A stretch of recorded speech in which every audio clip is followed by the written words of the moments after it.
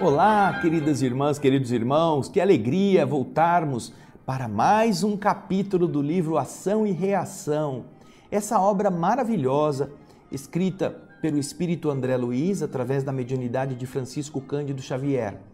Iniciamos hoje o capítulo 7º, que é uma continuação da cena que estava acontecendo no capítulo anterior. O ministro Sânzio está naquela reunião em que eles vão, uma vez ou duas vezes por semana, conversar com os espíritos que vêm lá de cima, da cidade Nosso Lar, para aquela região escura. E eles, no capítulo anterior, estavam observando os comentários das pessoas, aqueles que foram mais próximos, que puderam ouvir a palavra do ministro e depois se dirigir a ele.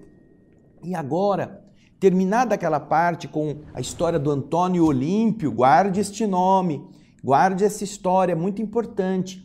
Agora, no capítulo seguinte, eles puderam se aproximar do ministro, juntamente com o instrutor Druso, e eles, André Luiz, Hilário, falarem com ele, perguntarem coisas interessantes.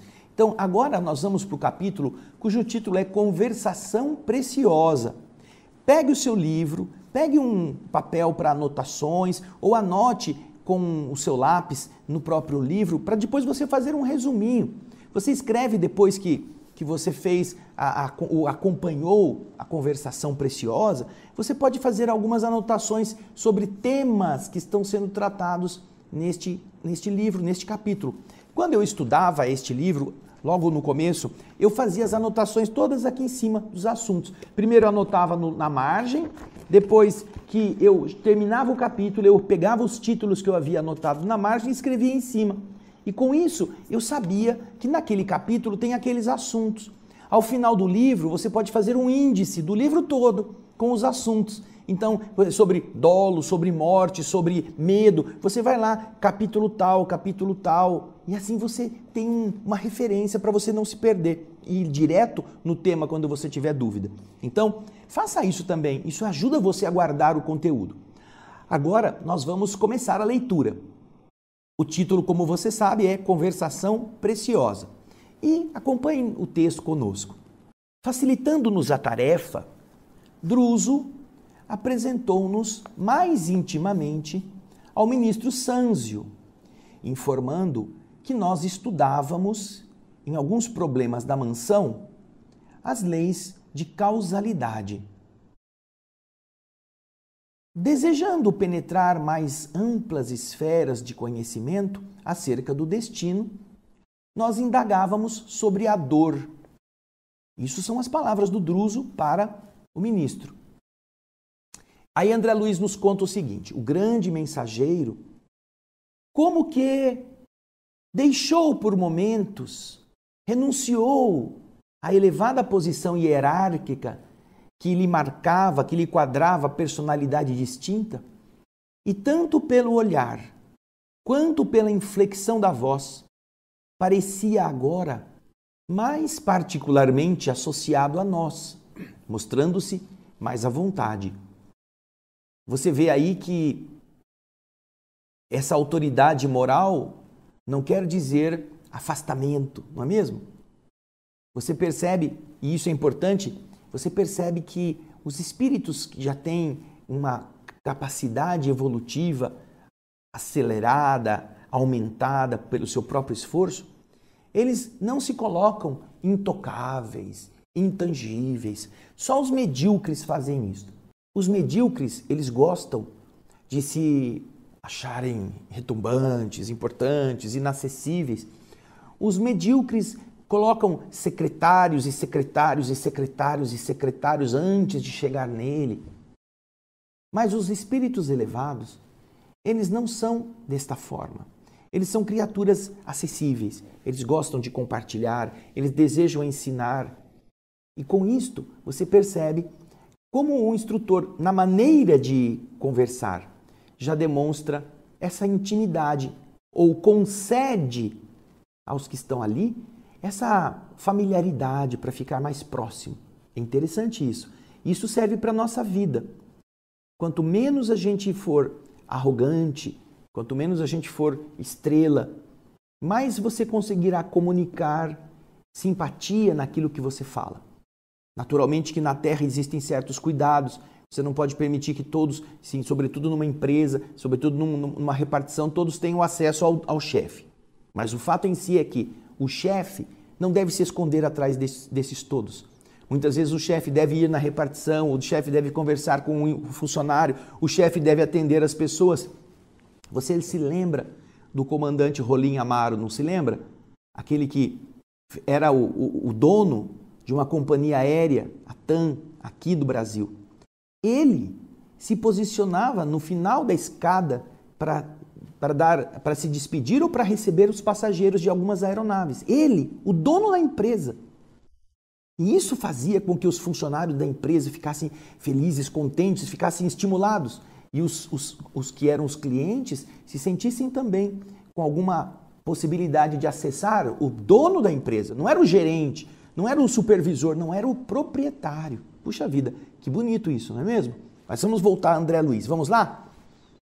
Aí o instrutor começa, o ministro Sanzio começa, a dor, sim, a dor, disse ele, compadecido.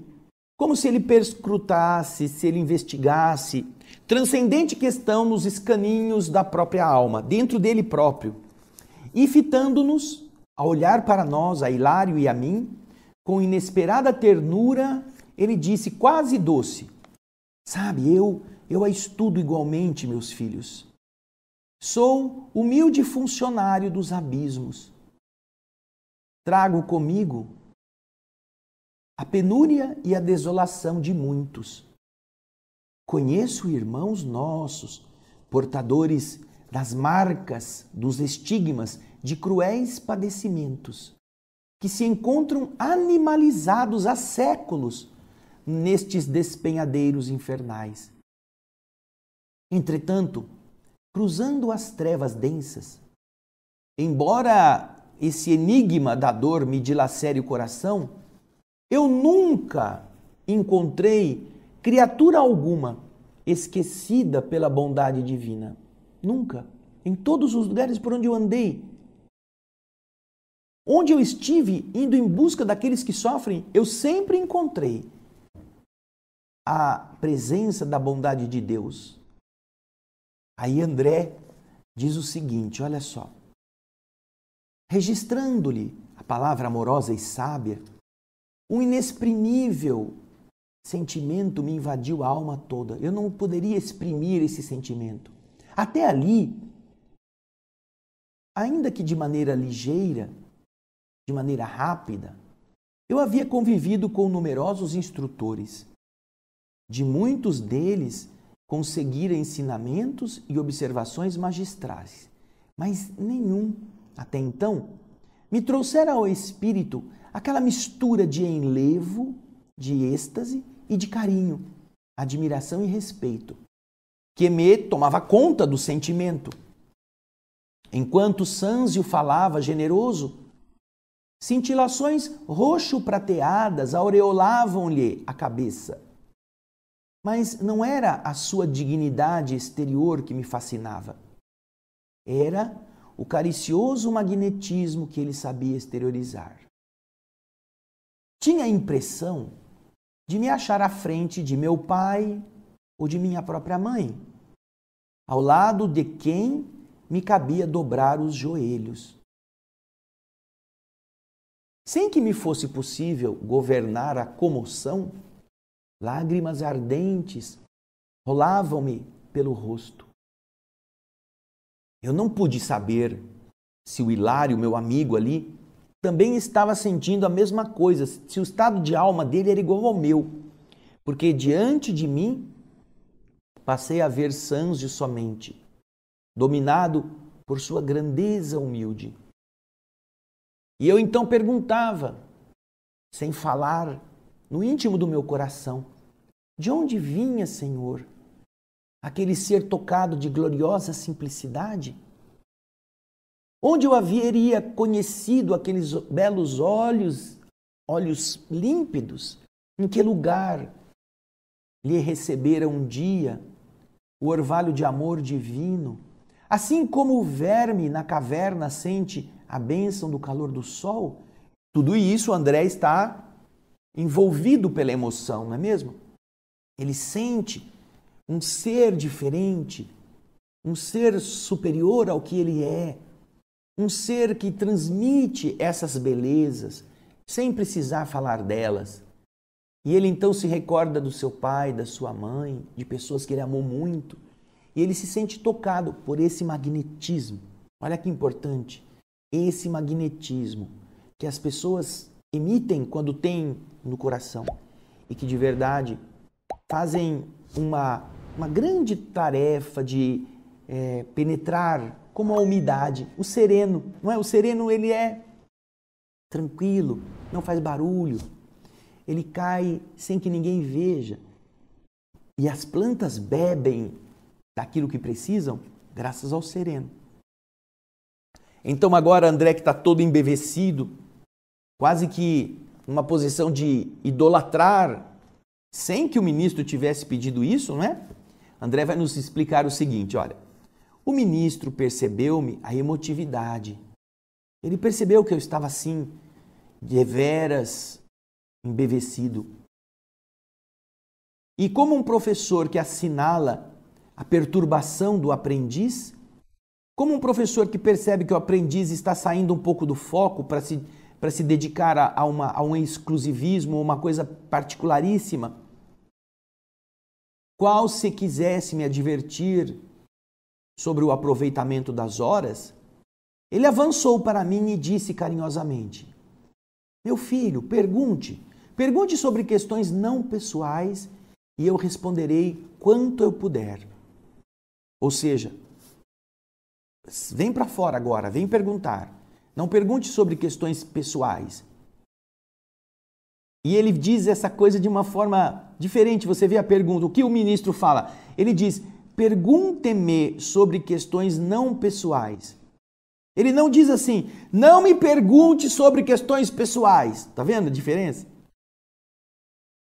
Ele fala o contrário. Pergunte-me sobre questões que não digam respeito à minha vida pessoal ou ao nosso relacionamento, e eu te responderei se eu puder. Eu então, diz André, percebi nele a nobre intenção e eu procurei me dominar.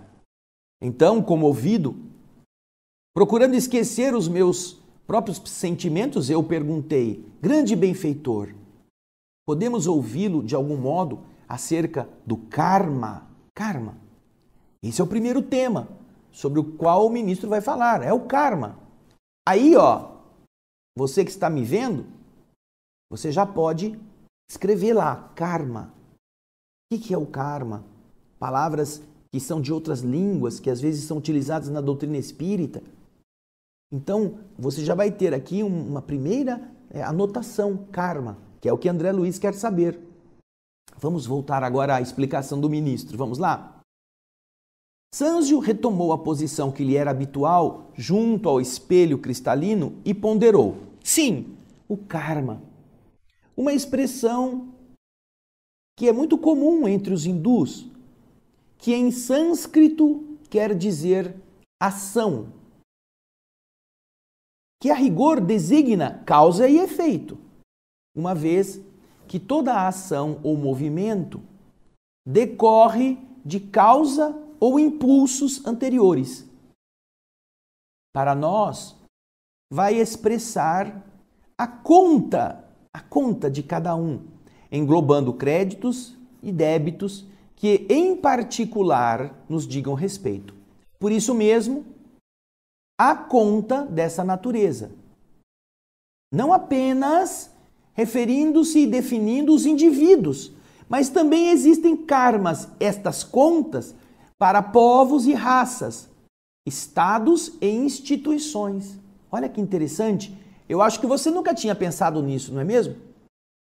Que existem compromissos coletivos, chamados de karma, como um conjunto de débitos e créditos. E que não apenas no indivíduo define os próximos passos na sua existência, mas também em povos e raças, estados e instituições. eles também se responsabilizam pelas ações que coletivamente adotam e são responsáveis pelo ressarcimento quando estas ações são nocivas. Precisam passar por dramas, por circunstâncias aflitivas. Em uma recente constatação que os que gostam de temas assim podem fazer, nós vimos algumas menções referentes aos karmas da nossa nação, o Brasil. Até mesmo uma fala, se não me engano, de Edivaldo Pereira Franco, em que ele explica que a nossa nação não tem karmas, porque nós somos um povo jovem, diferente da Europa, onde os karmas, as guerras, as revoluções marcam, né, as histórias de todos aqueles povos. E que o nosso karma estava restrito a uma ligação com a Guerra do Paraguai, naquele processo de defesa contra o ditador paraguaio e que produziu muito sofrimento. E que, nesse caso, a responsabilidade kármica do Brasil, ela foi resgatada, teria sido resgatada com a construção da represa de Itaipu, que gera energia praticamente para todo o Paraguai e que também fornece do excedente para o Brasil uma cota de investimento que o Brasil envia para ajudar o Paraguai a sua construção social. Então você observa que, como nação, o karma da nossa nação estava pendente de ser reajustado. E assim acontece com povos, com instituições, com raças, no bem e no mal. Veja que legal. Não é só o indivíduo que tem karma. Todos os nossos agrupamentos também vão construir esse mesmo conjunto de responsabilidades. Aí continua o ministro falando. O ministro fez uma pausa, como quem dava a perceber que o assunto era complexo, e então continuou dizendo: para melhor entender o karma ou conta do destino criada por nós mesmos, convém lembrar que o governo da vida possui igualmente o seu sistema de contabilidade, que se expressa no mecanismo de uma justiça inalienável, uma justiça que não dá para transferir. Quem fez terá que responder. Veja só o que ele agora explica. Se, no círculo das atividades terrenas, qualquer organização precisa estabelecer um regime de contas para basear as tarefas que digam respeito à responsabilidade, a casa de Deus, que é todo o universo, não viveria igualmente sem ordem. Uma casa humana, na família humana, você tem a sua moradia, você tem que administrá-la. Você tem que ter uma noção do que você já comprou para o alimento, do que está faltando, de qual aparelho quebrou, que você tem que consertar, da manutenção da moradia. Você tem que ter uma ordem. Vai fazer uma reforma, tem que ter o dinheiro para fazer isso. Se sumiu alguma coisa da despensa, onde foi parar? Quem usou? Por que não devolveu? Por que não disse que ia pegar? Você tem na sua família um sistema que ordena isto, como ele está dizendo no texto. Se, no círculo das atividades terrenas, qualquer organização precisa estabelecer um regime de contas para basear as tarefas que digam respeito à responsabilidade, a casa de Deus, que é todo o universo, não viveria igualmente sem ordem. A administração divina, por isso mesmo, dispõe de sábios departamentos para relacionar, comandar e engrandecer a vida. Essa vida cósmica. Olha lá, relacionar, conservar, comandar e engrandecer a vida cósmica. Tudo pautando sob a magnanimidade do mais amplo amor e da mais criteriosa justiça. Nas sublimadas regiões celestes de cada orbe, entregue à inteligência e à razão, ao trabalho e ao progresso dos filhos de Deus, brilham. Olha só, outra revelação aqui. Você vê que em cada orbe, onde há a inteligência já desenvolvida, porque existem orbes em que ainda não existe vida inteligente plena, mas em cada orbe que já está abrigando filhos com a capacidade intelectual, ele já possui o quê? Já possui também regiões superiores, dimensões superiores, onde fulguram gênios angélicos. Nas sublimadas regiões celestes de cada orbe. Olha, cada orbe, hein? Cada planeta que estiver entregue à inteligência e à razão, e aí ao trabalho e ao progresso dos filhos de Deus. Por quê? Porque é através do trabalho, do progresso, da inteligência que o espírito melhora ou que ele faz burradas. Então é preciso haver o quê? Um controle. O que acontece nesses orbes?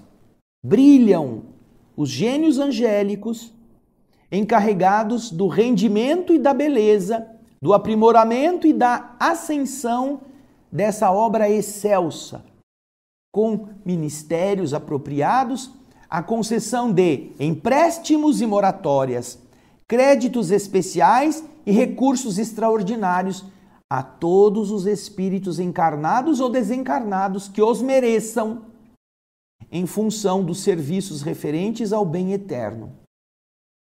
E nas regiões atormentadas como esta, que aí ele está se referindo àquela zona em que eles estão, nas regiões atormentadas como esta, varridas por ciclones de dor regenerativa, temos os poderes competentes para promover a cobrança e a fiscalização, o reajustamento e a recuperação de quantos se fazem devedores complicados ante a justiça divina. Poderes que têm a função de purificar os caminhos evolutivos e delimitar, circunscrever as manifestações do mal. As religiões na Terra, por causa disso, procederam acertadamente ao localizarem o céu nas esferas superiores e situarem o inferno nas zonas inferiores, porque nas primeiras, lá no céu, encontramos a crescente glorificação do universo. E nas segundas, no inferno, encontramos a purgação e a regeneração indispensáveis à vida, para que a vida se purifique, se acrisole e se eleve no fulgor do brilho dos céus, no fulgor das alturas. É preciso sair de baixo e ir para cima. É preciso deixar o abismo e subir a montanha. Então você observa que interessante. Os mundos onde já existam espíritos no grau evolutivo do raciocínio, da inteligência, e por causa disso, do trabalho e dessas realizações que os tornem mais capacitados, existem dimensões superiores que se dedicam a estimular estes seres, a fazê-los melhorar, a embelezar o mundo, a fazer com que eles também queiram transformar suas vidas nessa beleza superior.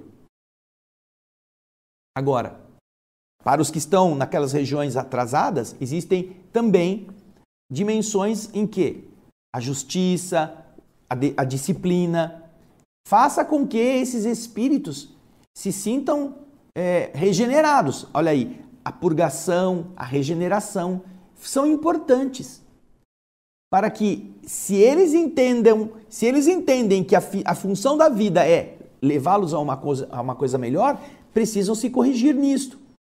Mas não para pisar neles, não para destruí-los porque eles foram maus, mas para dizer, vocês não são assim, vocês são bons, retifiquem o caminho, consertem as coisas erradas, façam de novo um novo plano para subir. Olha que bonito, não é? Aí o texto continua nos explicando. Ante o intervalo que aconteceu ali espontâneo, e reparando que o ministro se propunha a manter contato conosco, através da conversa, eu acrescentei com interesse. Puxa, é comovente saber que, sendo a providência divina, a magnanimidade perfeita, sem limites, gerando tesouros de amor para distribuí-los com abundância em favor de todas as criaturas, é também a equidade vigilante na direção e na aplicação dos bens do universo. Puxa, do mesmo modo que é generosa, ela é equidosa. A equidade é dar a cada um o que ele merece de acordo com a sua condição. É a justiça do caso concreto. A equidade é a justiça aplicada ao caso concreto. Porque você trata igualmente os iguais e trata desigualmente os desiguais na exata dimensão da sua desigualdade. E então o ministro complementa ao afirmar que efetivamente não poderia ser de outro modo. Em assuntos da lei de causa e efeito, é imperioso, é quase uma ordem, é imprescindível não esquecer que todos os valores da vida, desde as mais remotas constelações à mais mínima partícula subatômica, pertencem a Deus, cujos inabordáveis desígnios podem alterar e renovar, anular ou reconstruir tudo o que está feito. Assim, pois, somos simples usufrutuários da natureza que reúne, que consolida os tesouros do Senhor, com responsabilidade em todos os nossos atos, desde que já possuamos algum discernimento. O espírito, seja onde for, encarnado ou desencarnado, na terra ou nos outros mundos, gasta em verdade aquilo que não lhe pertence, recebendo por empréstimo do Eterno Pai os recursos de que se vale para efetuar a própria sublimação no conhecimento e na virtude. Patrimônios materiais e riquezas da inteligência, processos e veículos de manifestação, tempo e forma, afeições e rótulos honoríficos de qualquer procedência, todos eles são de propriedade do Todo Misericordioso, que nos concede tudo isso a título precário, a fim de que venhamos a utilizá-los no aprimoramento de nós mesmos, marchando nas largas linhas da experiência, de modo a entrarmos na posse definitiva dos valores eternos, sintetizados, resumidos no amor, na sabedoria, com que, em futuro remoto, nós também retrataremos a glória soberana de Deus. Nós também seremos espelho dessa grandeza. Desde o elétron aos gigantes atômicos que existem no universo, na tela cósmica, tudo constitui reservas das energias de Deus, que usamos em nosso proveito, por permissão dele, de sorte a promovermos com firmeza nossa própria elevação até a sua majestade sublime. Dessa maneira, é fácil perceber que após conquistarmos a coroa da razão, de tudo se nos pedirá contas no momento oportuno, mesmo porque não há progresso sem justiça na aferição de valores. Não há progresso sem justiça na comparação, neste colocar frente a frente os valores. Você não pode progredir cometendo injustiças. Você não pode crescer pisando nos semelhantes. Você não pode amontoar sobre o peso ou a carência que a sua ambição, que a sua volúpia de juntar pode produzir naqueles que não têm. Não há progresso sem justiça. Quando você vai aferir, vai medir os valores. Aí André diz o seguinte, olha, eu me lembrei instintivamente da nossa errada conceituação de vida na Terra. Quando nos achamos sempre dispostos a abarcar indevidamente os recursos que estão aí no nosso estágio humano em terras e casas, títulos e favores, vantagens, prerrogativas e afetos, arrastando por toda parte as algemas do mais gritante egoísmo.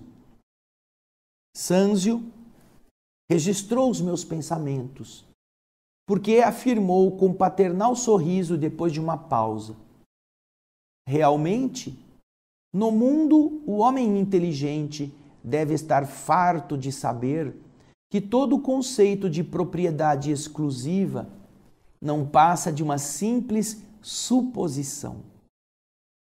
Por empréstimo, sim, todos os valores da existência lhes são entregues pela providência divina, lhes são favorecidos todos os valores da existência, por empréstimo, por algum tempo, de vez que a morte funciona como juiz implacável, transferindo os bens de certas mãos para outras e marcando com inequívoca exatidão o proveito que cada espírito extrai das vantagens e concessões que lhe foram entregues pelos agentes da infinita bondade. Aí vemos os princípios de causa e efeito em toda a força de sua manifestação. Porque no uso ou no abuso das reservas da vida, que representam a eterna propriedade de Deus, cada alma cria na própria consciência os créditos e os débitos que lhe atrairão inelutavelmente, vão atrair sem ter nenhuma dúvida, sem poder evitar, sejam o quê? As alegrias ou as dores, as facilidades e os obstáculos do caminho. Quanto mais amplitude em nossos conhecimentos, mais responsabilidade em nossas ações. Através de nossos pensamentos, palavras e atos, que fluem de nós, invariáveis, do coração, todos vêm dali, gastamos e transformamos constantemente as energias do Senhor em nossa viagem evolutiva, nos setores da experiência. E, do quilate de nossas intenções e aplicações, nos sentimentos e práticas da marcha, a vida organiza em nós mesmos a nossa conta agradável ou desagradável diante das leis do destino. Nesse ponto do valioso esclarecimento, Hilário inquiriu com humildade: amado instrutor, diante da gravidade de que a lição se reveste para nós, que devemos entender como sendo bem e mal? É claro, né? A pergunta é compatível. Se nós vamos produzir coisas boas com atitudes boas, e se o mal vai produzir espinhos, o que é o bem e o que é o mal naquilo que nós devemos fazer? Sânzio, então, fez um gesto de tolerância bondosa e replicou: vamos evitar os labirintos da filosofia, apesar do respeito que a filosofia nos merece.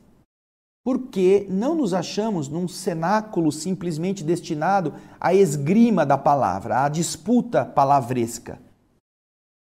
Busquemos, antes de tudo, simplificar.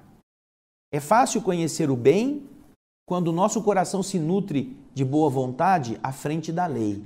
Se ele se abastece, ele se alimenta. O bem, meu amigo, é o progresso e a felicidade.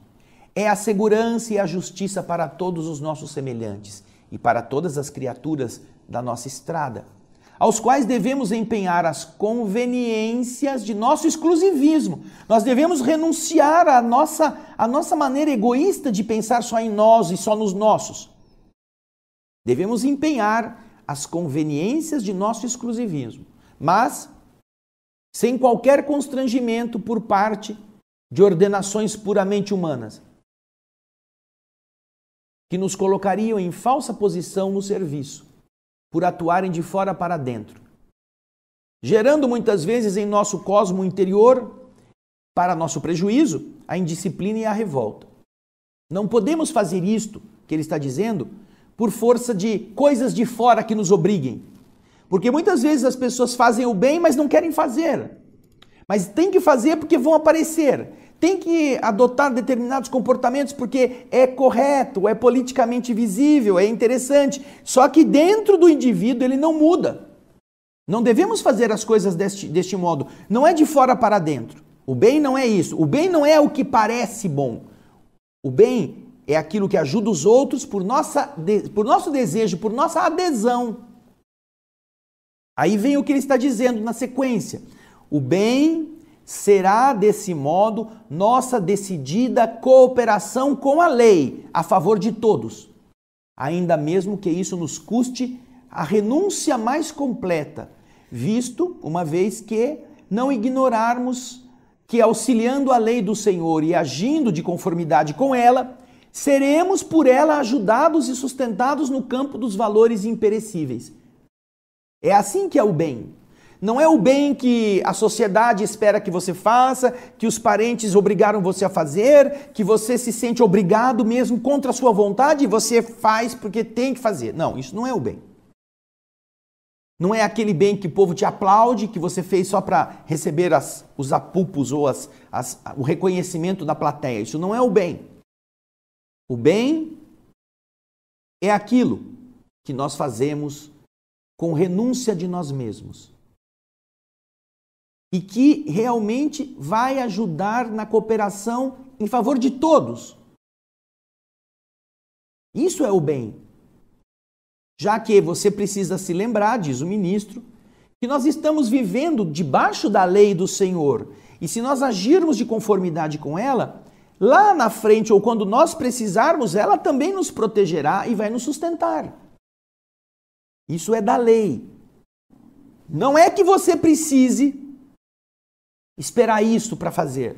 Ah, se Deus me ajudar, eu vou fazer isso. Não. Olha só como são como é a mente humana. Eu faço alguma coisa para que Deus depois me agrade respondendo aquilo que eu quero, me dando o que eu desejo. Faço uma promessa. Se Deus me der, aí eu cumpro. Isso não é o bem. O bem não depende de nada. E então, depois de entendermos esse conceito, vamos para o que o ministro vai explicar sobre o mal.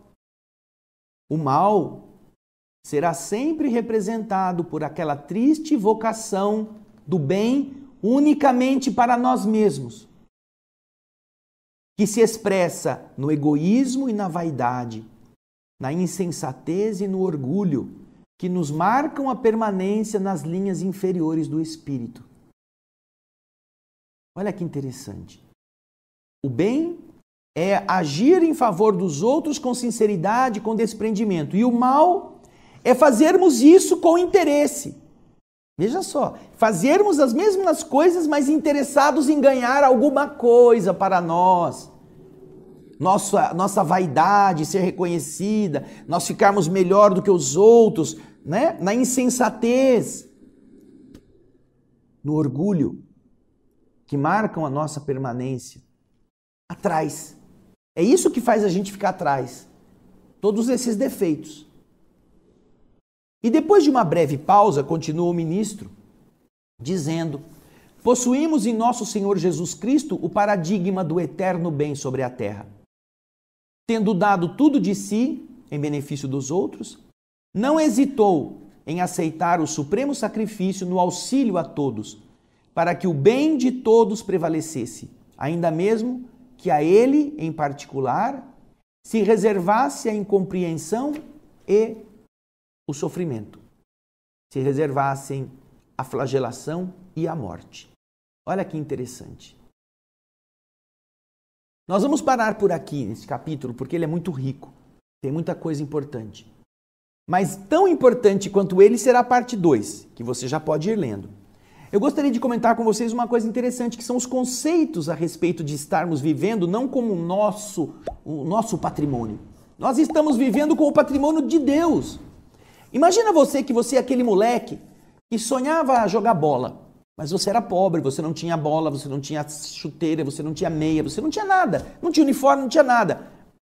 E então alguém viu você ali sentadinho no chão e o dono do time falou: vem cá, entra aqui, esse estádio é meu, esse gramado é meu, eu quero que você jogue bola, você tem saúde e eu vou te fornecer a chuteira, a meia, o uniforme, vou te dar comida, você vai ter treinamento, você vem aqui, mas tudo é meu. E aí o moleque começa a ficar encantado, puxa, eu vou então jogar bola, é meu sonho. Aí ele faz ginástica, aí ele fica mais forte, ele come, se abastece e ele começa a ter a técnica que antes ele não tinha. Se torna um excelente jogador. Isso fez dele dono do estádio? Isso fez dele dono da grama? Isso fez ele dono da chuteira? Não. Ele, com seu esforço, se melhorou, mas ele está usando o patrimônio que não é dele. Na terra, isso é um investimento, não é? Os homens fazem isso, compram o passe do jogador, tem dinheiro envolvido, vendem ingresso para ver o jogador ficar se exibindo e juntam o dinheiro para si, porque é um investimento. Mas nós não estamos falando disso na terra. Estou dando exemplo de isso como funciona no universo. Tudo que nós fazemos, tudo que nós temos, tudo que nós somos, até mesmo a nossa capacidade, é de propriedade do dono do estádio, do dono do time. Nosso uniforme físico é criado pelo dono do time. Nossa chuteira, nossos pés, nossas pernas é escultura de Deus. Nossa capacidade de raciocinar é a ação inteligente da inteligência soberana do universo. Tudo o que nós temos não nos pertence, a não ser aquilo que a gente construa. Ser um bom jogador, grato àquele que nos deu a chance de jogar, que nos tirou lá da terra batida para nos colocar numa escola, para sermos alguém no sonho que tínhamos. Então, veja só, veja se você está tendo na sua vida uma noção dessa natureza. Veja se você tem condições de ver o universo desta forma. E se você conseguir, tenha certeza, você terá uma outra relação com as coisas. Você não será refém de guarda-roupa, você não ficará aprisionado a gavetas, você não ficará preso em cofres, você não terá medo de expor-se por questões de perder aquilo que você já juntou. Você não se exibirá, você não mostrará a sua grandeza, você não ficará se exibindo em redes sociais como se você fosse o melhor do que os outros. Não. Você terá vergonha de ter tantas coisas boas e ser um mau atleta. Porque é isso que é a maioria. A maioria pensa que agora que está jogando, o dono do time é que tem que agradecer a ele. O dono do estádio é que tem que dizer muito obrigado, porque você agora é o grande. Não, nós somos espíritos que somos criaturas divinas. Porém, nós estamos jogando com o uniforme que Deus deu, no estádio que Deus criou, na grama que Ele mantém, comendo a comida que Ele nos fornece. Temos que ser gratos, temos que aprender a ajudar os outros que também estão vindo conosco. Não achar que somos o bom, que podemos mostrar tudo, que somos melhor que os outros, que somos indispensáveis. Não. Se você entende essa relação que ele está afirmando nesta primeira parte, a sua vida terá um outro critério. Você aprenderá a desenvolver os bens espirituais e com eles construirá uma outra vida. Mas não esqueça, nós teremos a continuação desse capítulo no próximo programa. Obrigado pela sua participação. Vai anotando, vai fazendo suas observações, vai juntando conhecimento, porque isso é que transforma a gente. Eu espero você no nosso próximo programa, quando vamos para a segunda parte do capítulo 7. Obrigado pela sua participação, pelos seus elogios, pelo compartilhamento do nosso programa com seus amigos. E a gente se vê no próximo O Espírito da Letra. Muito obrigado, até lá e muita paz.